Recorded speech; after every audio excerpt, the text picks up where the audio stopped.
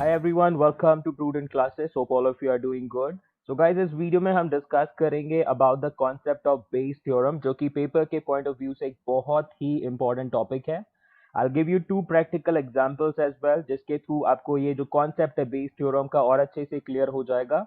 तो एग्जाम्पल्स के थ्रू आपको पता चल जाएगा कि बेस थ्योरम को हम क्यों यूज करते हैं, क्या प्रैक्टिकल एप्लीकेशन होती है और किस तरीके से बेस थ्योरम का यूज करके आप अपने डेली लाइफ में भी बहुत सारी चीजों को इजी कर सकते हो, प्रिडिक्ट कर सकते हो चीजों को. ओके, तो let's start the topic. And अगर आप चैनल पर नए हैं तो चैनल सब्सक्राइब जरूर कर लीजिएगा, जिससे कि फ्यूचर वीडियोस की नोटिफिकेशन आपको मिल सके और आप भी अपने एग्जाम्स में अच्छे मार्क्स स्कोर कर सके.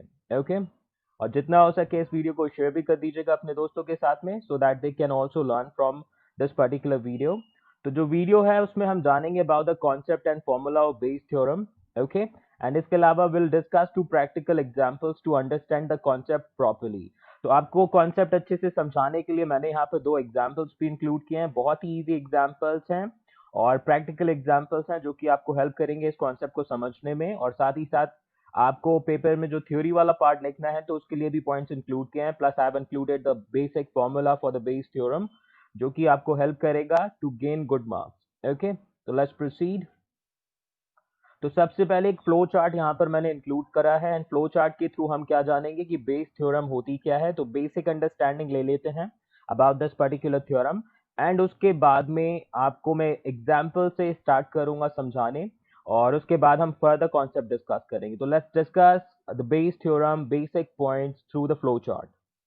तो बेस थ्योरम बेसिकली हमारा क्या है, एक मैथमेटिकल फॉर्मूला और मेथड. याद रखिएगा बेस थ्योरम क्या है, एक मैथमेटिकल फॉर्मूला और method for determining the conditional probability. तो कंडीशनल प्रोबेबिलिटी को डिटरमाइन करने के लिए एक मैथमेटिकल फॉर्मूला जो यूज किया जाता है वो बेसिकली कहलाता है Bayes theorem. Conditional probability basically वो प्रोबेबिलिटी होती है जहां पर आपके जो वेरिएबल्स होते हैं वो एक दूसरे पर किसी कंडीशन के साथ में डिपेंडेंट होते हैं. ठीक है, तो ऐसी जितने भी आपकी प्रोबेबिलिटी आप फाइंड आउट करते हो वो कंडीशनल प्रोबेबिलिटी में काउंट होती है कि कोई ना कोई कंडीशन अटैच होगी आपकी प्रोबेबिलिटी में. तो एक मैथमेटिकल फॉर्मूला जिससे कि हम कंडीशनल प्रोबेबिलिटी डिटरमाइन करते हैं वो बेस थ्योरम कहलाता है. और जो ये बेस थ्योरम है ये बेसिकली नेम की गई थी after the 18th century mathematician जिनका नाम था थॉमस बेस. तो थॉमस बेस के नाम पर ये बेसिकली थ्योरम नेम की गई है. थॉमस बेस कौन थे, 18th सेंचुरी के एक mathematician. I repeat, Thomas base कौन थे, 18th सेंचुरी के एक मैथमेटिशियन जिनके नाम पर ये बेस थ्योरम का नाम रखा गया है. ओके, नाउ एक चीज और आपको यहाँ पर समझनी है. जो बेस थ्योरम है it allows to update the predicted probabilities of a hypothesis और an event where evidence is given. तो बेस थ्योरम के थ्रू आप क्या कर सकते हैं, जो भी आपकी प्रिडिक्टेड प्रोबेबिलिटीज है किसी भी हाइपोथेसिस या फिर इवेंट की, यानी कि मान लीजिए कोई आपने हाइपोथेसिस ली या फिर कोई अजम्पशन ली, कोई इवेंट की प्रोबेबिलिटी ली जो आपने प्रिडिक्ट कर रखी है ऑलरेडी कि ऐसा हो सकता है. अगर ऐसी सिचुएशन होती है, यानी कि अगर इवेंट ए होगा तो बी भी आपका अकर होगा, अगर इवेंट बी होगा तो ए अकर होगा. तो ऐसी टाइप की जो सिचुएशंस है जहां पर आपने एक प्रिडिक्शन करी है किसी भी हाइपोथेसिस के बारे में या फिर आपने किसी भी इवेंट की प्रोबेबिलिटी के बारे में प्रिडिक्ट किया है और आपके पास अभी एविडेंस भी अवेलेबल है. तो पहली सिचुएशन में प्रिडिक्शन होगी आपकी जब एविडेंस अवेलेबल नहीं है. दूसरी सिचुएशन में आप प्रिडिक्शन करोगे on the basis of evidence available. तो बेसिकली ऐसा जो भी प्रिडिक्शन आप करोगे जिस मैथमेटिकल फॉर्मूला मेथड के थ्रू करोगे वो बेस थ्योरम कहलाएगा. तो बेस थ्योरम काफी इंपॉर्टेंट थ्योरम है. सो गाइस अभी सिर्फ इतने पॉइंट्स याद रख लीजिए. एग्जांपल जैसे मैंने बोला, आगे हम फर्दर स्लाइड में एग्जांपल डिस्कस करेंगे तो आपको ये कॉन्सेप्ट और इजी लगेगा, अच्छे से समझ में आ जाएगा. और बेस थ्योरम को गाइस बेस रूल के नाम से भी जानते हैं या फिर बेस लॉस के नाम से भी आप बोल सकते हो. और ये क्या है, फाउंडेशन है बेजियन स्टैटिस्टिक्स. तो बेजियन स्टैटिस्टिक्स की फाउंडेशन है बेस थ्योरम. अगर आपको बेस थ्योरम नहीं आती तो आगे की जो बेजियन स्टैटिस्टिक्स है वो समझना आपको मुश्किल होगा. बेस थ्योरम को दो और नामों से जानते हैं, base rule and base law, याद रखिएगा. तो आप चाहें तो स्क्रीनशॉट ले सकते हैं इस पर्टिकुलर स्लाइड का ताकि इंपॉर्टेंट पॉइंट्स आपको ध्यान रहें. अब आगे बढ़ते हैं अपने एग्जाम्पल 1 पर. तो एग्जाम्पल वन, जो कि एक पिकनिक डे का एग्जाम्पल हम लेंगे, ठीक है। तो मान के चलते हैं कि आपकी जो फैमिली है, आप उसको पिकनिक के लिए ले जाना चाहते हैं, तो एक डे सिलेक्ट करते हैं जिस दिन आप अपनी फैमिली को पिकनिक पर ले जाना चाहेंगे। तो let's start with the example. तो ये रही फैमिली, और यहाँ पर एक डिसीजन लिया जाता है कि ये लोग पिकनिक पर कब जाएंगे, संडे को जाएंगे। और संडे कब है, बेसिकली 4 दिन बाद है, ठीक है। तो आज की जो डेट है उससे 4 दिन बाद संडे है। तो ये फादर हैं, इन्होंने कहा अपनी फैमिली को कि हम संडे को पिकनिक पर जाएंगे। Okay, very good. बट यहाँ पर फादर जो थे वो कंसर्न थे, क्योंकि जो रेन थी वो फ्रीक्वेंटली हो रही थी, और उन्होंने सोचा कि लेट्स चेक कि पिकनिक वाले दिन कहीं रेन ना हो जाए, क्योंकि रेन हो गई तो सारा प्लान खराब हो जाएगा, सारी जो प्लानिंग करेंगे और जितना फन करने की कोशिश करेंगे वो नहीं हो पाएगा। तो फादर ने क्या बोला, पहले तो काफी रेन हो रही थी पिछले कुछ दिनों से, तो फादर ने डिसाइड किया कि क्या करेंगे, वो चेक करेंगे कि कहीं पिकनिक वाले दिन तो रेन नहीं होगी, ओके, बारिश तो नहीं होगी पिकनिक वाले दिन। तो इसके लिए उन्होंने क्या किया, फादर ने आपका कहा चलिए वेदर फोरकास्ट देखते हैं संडे का, कि संडे को क्या वेदर फोरकास्टिंग हो रही है, संडे को क्या बारिश हो सकती है या नहीं। Let's check. तो इन्होंने चेक किया एक बहुत ही अच्छा वेदर फोरकास्टिंग चैनल, ठीक है, बेस्ट वेदर फोरकास्टिंग चैनल, जिसका नाम था एबीसी वेदर फोरकास्ट। तो इन्होंने चैनल ओपन किया एबीसी वेदर फोरकास्ट का, और फादर स्टार्टेड चेकिंग कि आगे की फोरकास्टिंग क्या रहेगी। तो उन्होंने देखा फ्राइडे को बारिश नहीं है, सैटरडे को भी बारिश नहीं है, बट संडे वाले दिन जिस दिन उन्होंने पिकनिक डिसाइड किया उस दिन बारिश की प्रिडिक्शन हो रही है। तो जो एबीसी वेदर फोरकास्ट है, इन्होंने प्रिडिक्ट किया है कि संडे को बारिश होगी। तो अब पिकनिक का क्या होगा, बारिश होगी तो पिकनिक नहीं जा पाएंगे ये। तो जो फादर थे उन्होंने सोचा कि चलो यार चेक करते हैं, कि अभी तो सिर्फ एक प्रिडिक्शन है कि रेन होगी संडे को, देखते हैं जो एबीसी वेदर फोरकास्टिंग कर रहा है कितनी एक्यूरेट है। तो उसकी एक्यूरेसी चेक करने के लिए उसकी वेबसाइट पर गए, और वेबसाइट पर जाकर उन्होंने देखा कि जो ये क्लेम करते हैं कि एक बेस्ट वेदर फोरकास्टिंग चैनल है, तो इनकी प्रिडिक्शन क्या है, कैसी है पास्ट की। तो उन्होंने पाया कि जो रेनी डे की प्रिडिक्शन करते हैं वो लगभग 90% एक्यूरेट होती है, और ड्राई डे की जो प्रिडिक्शन करते हैं वो 80% एक्यूरेट होती है। तो आप देख सकते हैं फिगर्स कितने अच्छे हैं, यानी कि अगर वो रेन प्रिडिक्ट कर रहे हैं तो 90% एक्यूरेसी है कि रेन होगी, और अगर वो कह रहे हैं कि रेन नहीं होगी तो 80% प्रिडिक्शन है उनकी कि रेन नहीं होगी, उस दिन ड्राई डे होगा। तो ये प्रिडिक्शन देखी, एंड फादर ने बोला कि यार प्रिडिक्शन तो 90% और 80% सही है। तो यहाँ पर अब क्या करेंगे वो, अब वो अपना प्लान जो है वो पोस्टपोन कर देते हैं किसी दूसरे दिन के लिए। अब संडे को प्लान जो था वो कैंसिल हो जाता है, संडे का प्लान हमारा क्या हो गया, कैंसिल हो गया। नाउ अब किसी और दिन के लिए उन्होंने सोचा कि will go for picnic at some other day. तो संडे को क्योंकि बारिश की प्रिडिक्शन है, that is why they the family postpone the plan. But finally जो हुआ वो थोड़ा अनफॉर्चुनेट था कि रेन जो थी संडे को हुई नहीं, बारिश नहीं हुई संडे को, यानी कि ना तो वो पिकनिक पर जा पाए और ना ही बारिश हुई।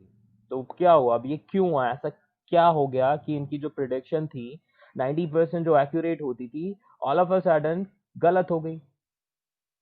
तो आप कहेंगे यहाँ पर क्या था, पॉसिबिलिटी थी, 10% केसेस में तो नहीं हो रहा ना। बट यहाँ पर गाइस जो 90% एक्यूरेसी है उसका क्या, इतने अच्छे स्कोरिंग के बाद भी आपकी जो रिपोर्ट थी वो गलत हो गई। तो अब इसके लिए हम क्या करेंगे, बेसिकली जो बेस थ्योरम है हम उसको यूज करके चेक करेंगे। तो यहाँ पर जो हमारा 90% रेनी डे का प्रिडिक्शन एक्यूरेसी जो बताया था, ये एबीसी वेदर फोरकास्टिंग ने किस बेसिस पर बताया, और अभी ये गलत क्यों प्रूव हो गया। तो ये बेसिकली बेस थ्योरम इसको एक्सप्लेन करेगी कि क्या रीजन थे, किसकी वजह से बेसिकली आपका जो जितनी भी मेहनत आपने करी फोरकास्टिंग चेक करने में और एक्यूरेसी चेक करने में, वो क्यों आपकी वेस्ट चली गई और आप पिकनिक भी नहीं जा पाए। तो लेट्स फाइंड आउट। तो बेस थ्योरम के बारे में अब थोड़ा सा डिटेल में हम पढ़ेंगे, वन बाय वन पॉइंट्स को देखते जाइएगा। अब यहाँ पर हम फॉर्मूला भी यूज करना शुरू करेंगे। तो कुछ पॉइंट्स जो आपको ध्यान में रखने हैं, P और R, that is probability of rain in your area. तो जो P और R हमारा यहाँ पर साइन डिनोट करेगा, या क्या डिनोट करेगा कि आपके एरिया में रेन की प्रोबेबिलिटी क्या है।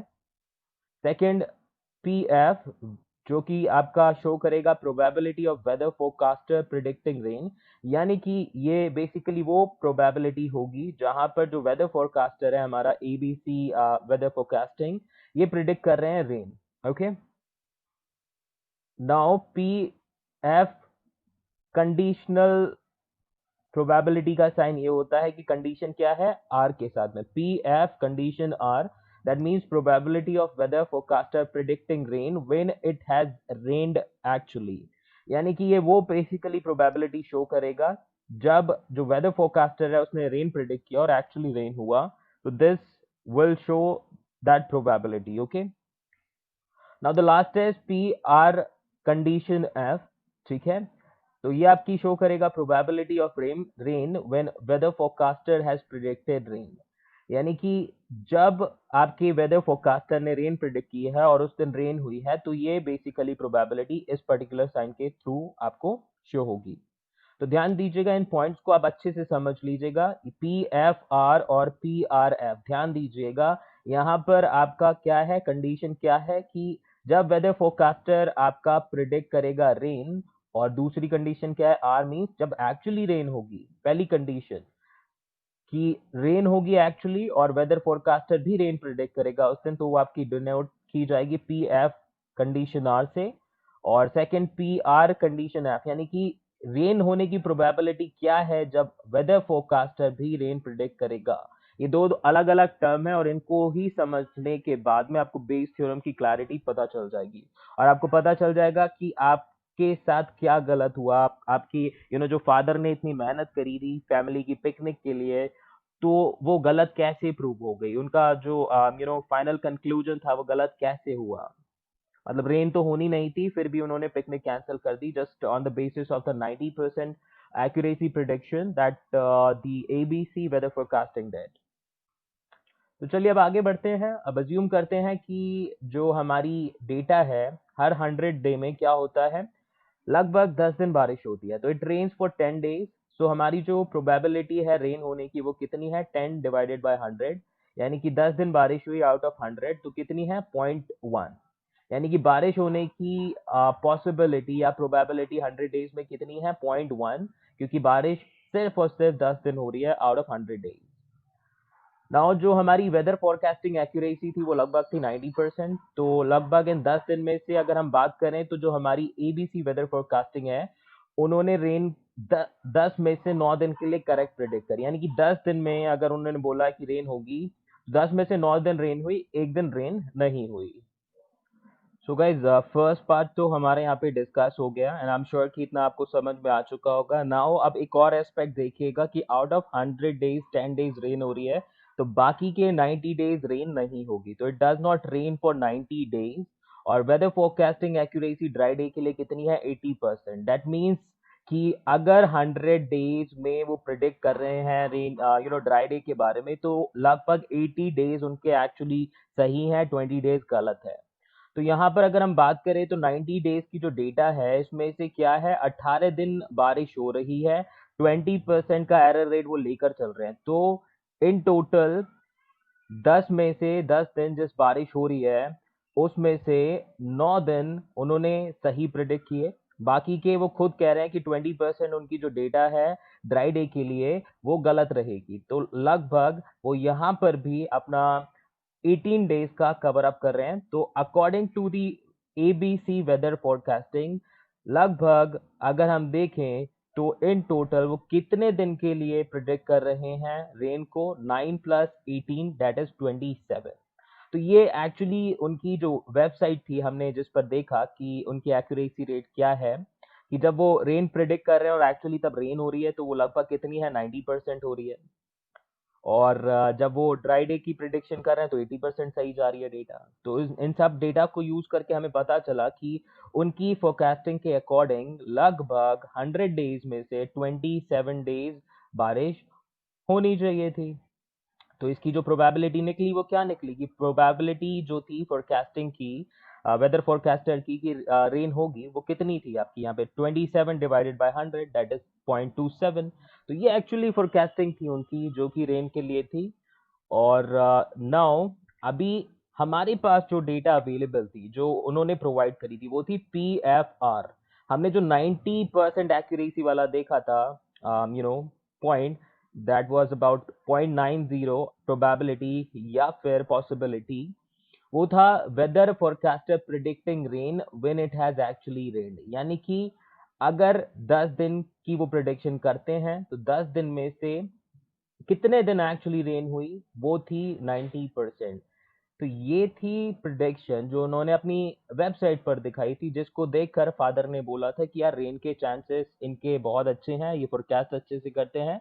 तो 90% एक्यूरेसी के साथ में अगर ये डेटा बता रहे हैं तो ऑब्वियस ही बात है रेन होगी संडे को, जिसकी वजह से फादर ने प्लान कैंसिल कर दिया।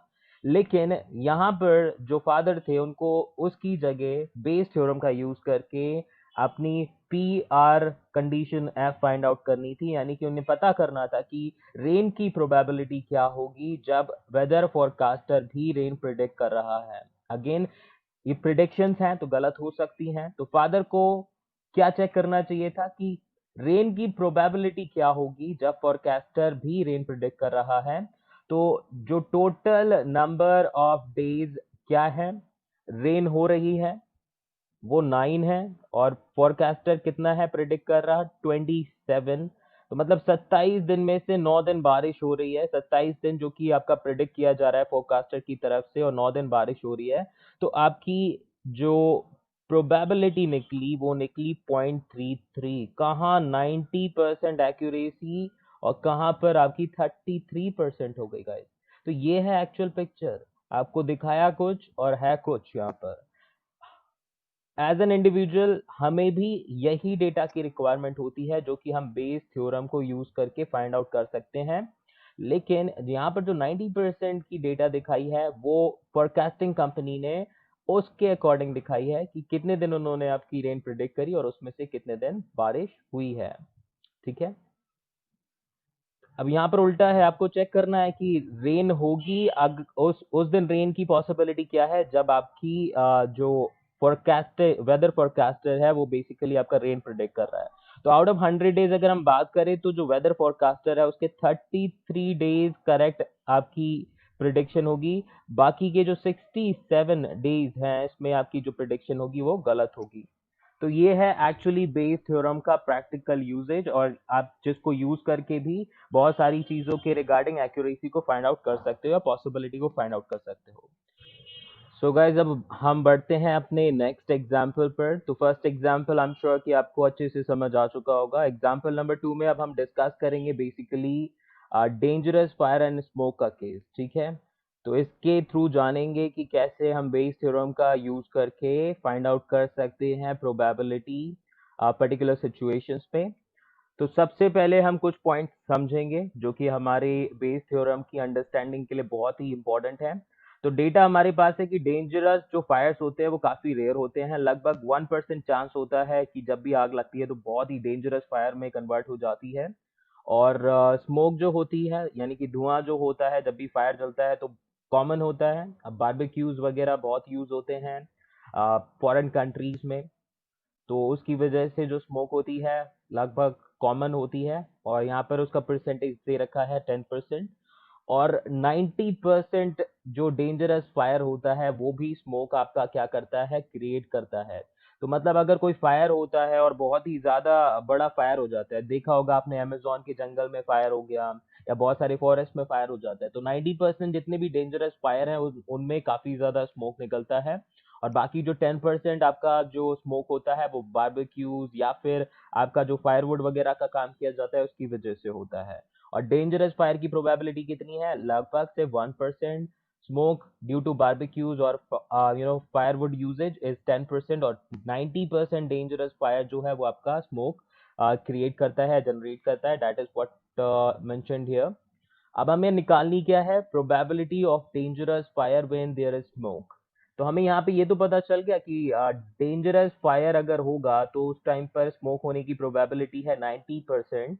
बट हम यहाँ पर अगर दूसरी प्रोबेबिलिटी फाइंड आउट करें कि जब स्मोक होगा, यानी कि जब स्मोक होगा तो उसकी प्रोबेबिलिटी क्या है, उस सिचुएशन में प्रोबेबिलिटी क्या है कि डेंजरस फायर भी आपका होगा।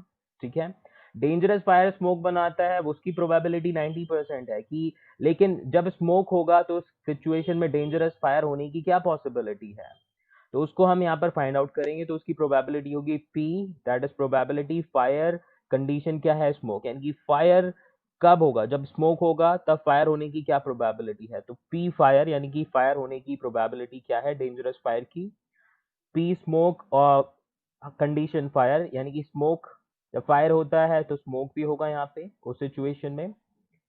नाउ P स्मोक, यानी कि जो स्मोक होने की प्रोबेबिलिटी कैसी है, कॉमन प्रोबेबिलिटी कितनी है वो। तो फायर होने की प्रोबेबिलिटी हमारी डेंजरस फायर की दे रखी है क्वेश्चन में 1%। ओके, स्मोक कंडीशन फायर, यानी कि जब आपका फायर होगा, जब आपकी डेंजरस फायर होगा तो उस टाइम पर स्मोक होने की पॉसिबिलिटी कितनी है, प्रोबेबिलिटी है 90%, जो कि हमें यहाँ पर मेंशन्ड है। अब यहाँ पर स्मोक होने की नॉर्मल या फिर कॉमन पॉसिबिलिटी कितनी है, वो है 10%, यानी कि सिर्फ स्मोक होगा लेकिन फायर नहीं होगा। ये सिचुएशन वो है, स्मोक होगा लेकिन फायर नहीं होगा, यहाँ पर फायर भी होगा और स्मोक भी होगा साथ में। अब हमें निकालनी है कि स्मोक उसकी प्रोबेबिलिटी क्या है, पॉसिबिलिटी क्या है जब स्मोक भी होगा और स्मोक की वजह से आपका डेंजरस फायर की भी चांसेस होंगे।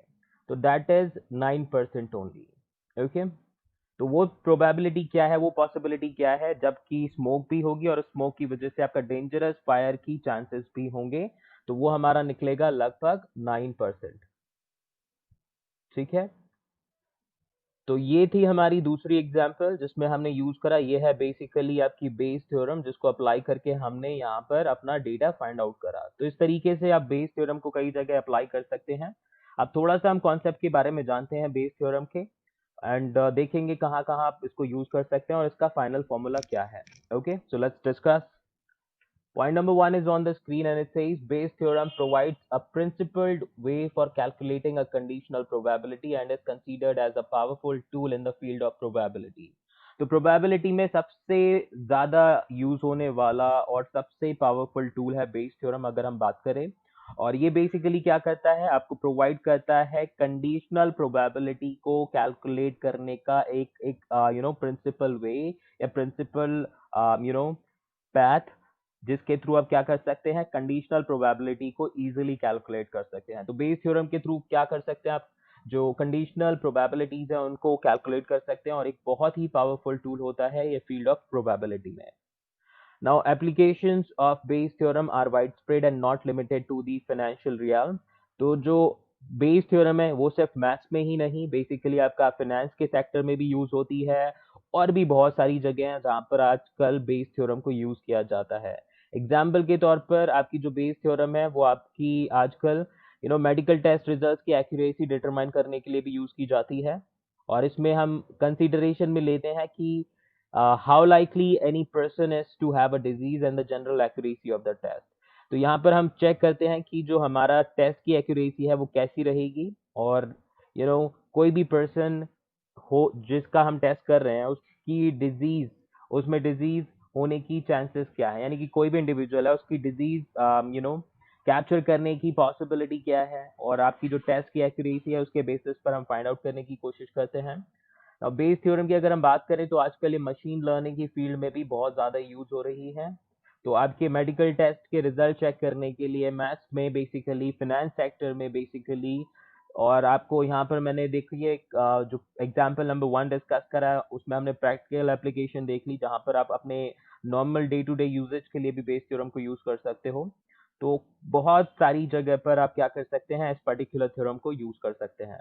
तो डेफिनेशन इनिशियली मैंने आपको बताई थी, ध्यान आपको रखना है कि एक मैथमेटिकल टूल है जिसके थ्रू आप क्या है, कंडीशनल प्रोबेबिलिटी को कैलकुलेट कर सकते हैं। और इसमें बेसिकली आपका क्या है, जो भी आपकी इवेंट प्रिडिक्टेड प्रोबेबिलिटी है किसी भी इवेंट की या फिर हाइपोथेसिस की, एविडेंस के बेसिस पर उसमें क्या आपकी चेंजेस आएंगी, क्या प्रोबेबिलिटी रहेगी, वो आप फाइंड आउट करने की कोशिश करेंगे।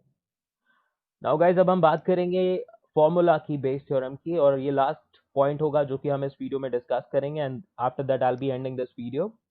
तो यहाँ पर अब हम फॉर्मूला फाइंड आउट कर लेते हैं। तो हमें हाइपोथेसिस दे रखी है जिसको हम एच से डिनोट करेंगे, और हमारे पास एविडेंस है जिसको हम ई से डिनोट करेंगे।